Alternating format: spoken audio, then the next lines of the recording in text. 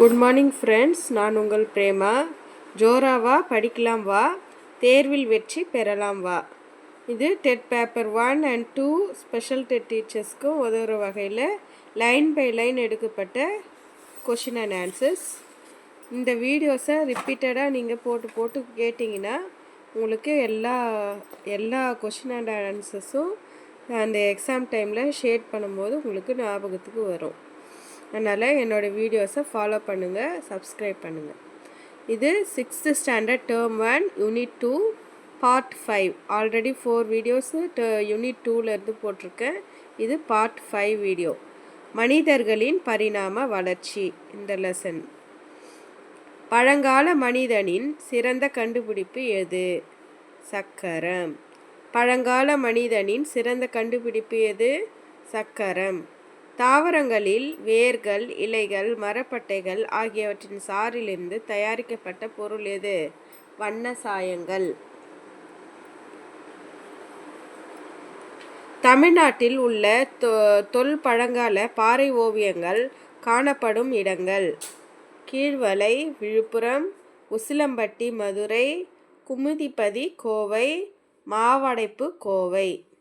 தமிழ்நாட்டில் உள்ள தொல்பழங்கால பாறை ஓவியங்கள் காணப்படும் இடங்கள்: கீழ்வளை விழுப்புரம், உசிலம்பட்டி மதுரை, குமுதிபதி கோவை, மாவடைப்பு கோவை.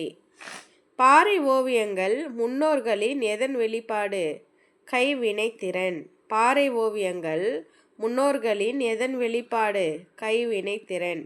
செடி முளைத்தல் தன் அனுபவத்தாலும் காரண காரிய குறித்த அறிவாலும் அவர்கள் எது தொடர்பான அறிவை பெற்றன? பயிர்.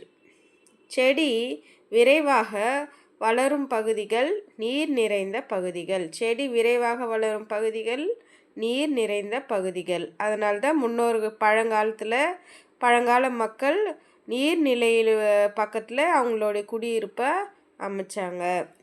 செடி வளர்வதற்கு ஏற்ற மண் வண்டல் மண். செடி வளர்வதற்கு ஏற்ற மண் வண்டல் மண். அதிக அளவு உற்பத்தியால் செயல்பாட்டுக்கு வந்தது விவசாயம்.